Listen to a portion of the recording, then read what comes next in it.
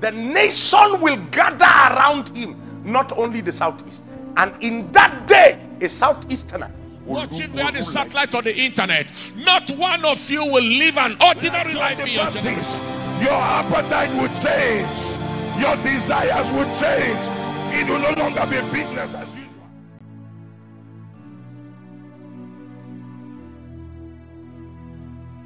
Are you following? Because people out of zeal believe that reflecting God is going to the street or entering bus and doing evangelism. No, no, no, no. God designed your life in times and seasons. But you must embrace the present season of your life as this is what God will have me do. I went to school. I sat in class. I went for lectures. Even though many times my zeal for the gospel and the fire of God inside of me took me out of school. I traveled campuses in Nigeria as a university student. And I traveled campuses not to go and observe. I went to preach. There was one semester, it was so bad. It was so bad. But I knew it was the Lord who was sending me. So at the end of that semester, we came for a prayer meeting with my guys. And that night I sang, and when my heart is overwhelmed, please lead me to the rock that is higher than I. That is higher than I will always be on your key. You don't need to look for it. And when my heart is overwhelmed, I sang it. And then I said to them, I believe that this is the word of the Lord for this exam. That if you sat in a place and your heart felt like it was overwhelmed, you can't remember the things that you read, put your head down and ask the Lord to lead you to the rock. I thought I was ministering to people. I didn't know I was talking to me. I finished that meeting on that Monday night. And I had an exam the next day. And I went to read for the exam. And that meeting finished by like 12:30, 1 a.m. You know, when you're in school, there's no morning, no afternoon, no night. So 1 a.m. I was walking back to my room. And then I said to the Lord, Lord, please show me what I need to read for this exam. You know that I was hardly in school this semester. Then the Lord told me, sleep. I had to ask God, Lord, do you know what you are saying? This tomorrow's exam is one of the toughest lecturers in my department. The Lord said to me, sleep. So I went and I lay down. I slept. By 5:30, I line up. Well, thank God. She was in my life even that time. So if the story has changed, she'll tell you. Yes, she was actually in my life even that time. Okay. I won't spoil it. I felt a hand tap me. And I woke up and sat down.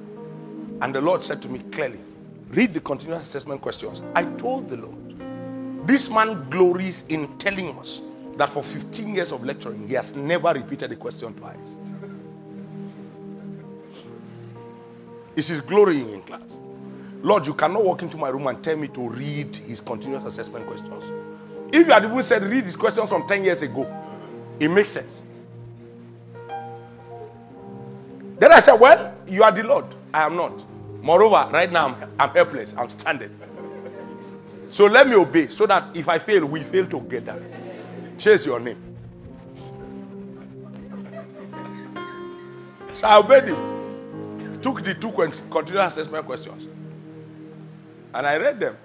Then I read my notes. Read. Captured sufficient. Now, when you're a social scientist, your advantage is all you need to do is capture thought enough to argue it.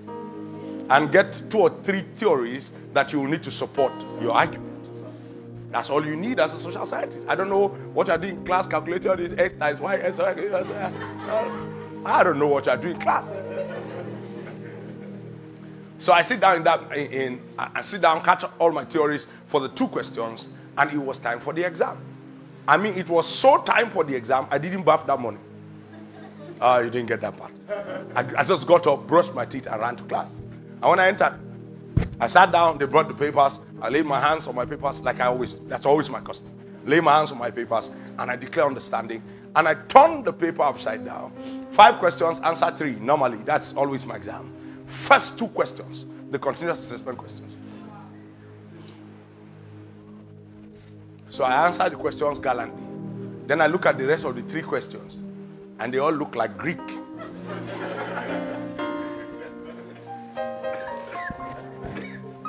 Then guess what?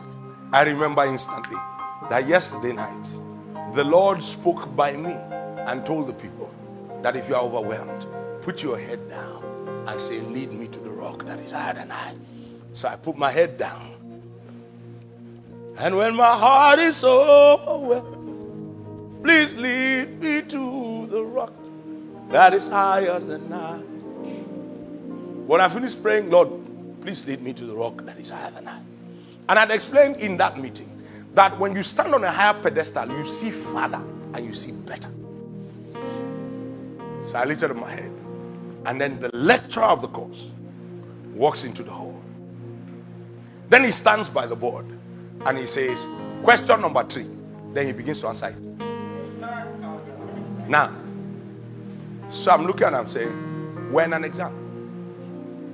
This man cannot be doing this. Then I turn around to look at my classmates and I find out that nobody's head was up. Everybody was writing. Then I knew that the angel of the Lord walked in. Everything he said, I wrote. I got a B in that course. When the result came out, I said, yeah, I would have said, lead me to the rock from the first question.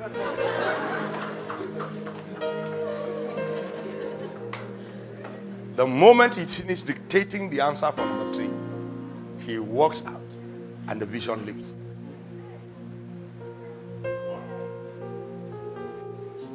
So I said that to say to those of you who want to leave school because of zeal, that the Lord he stratifies your life into times and seasons. And if you fail to honor the present time of your life out of zeal that is not driven by knowledge, you will wake up in the day of your full manifestation and find out that there is a vital part of your training you lost. So cool down.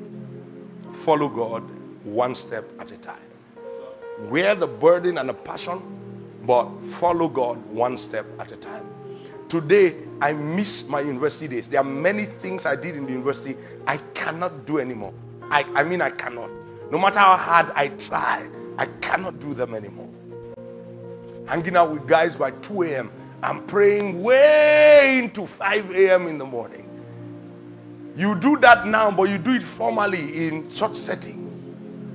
In school, we can be discussing like this. And the discussion turns into a prayer body. And from the discussion, we're heading straight to a prayer place. Now, when you look at the itinerary of your life and see how many cities you need to be in 1 week, and you're wondering. So enjoy now. That's what I'm saying. Enjoy now.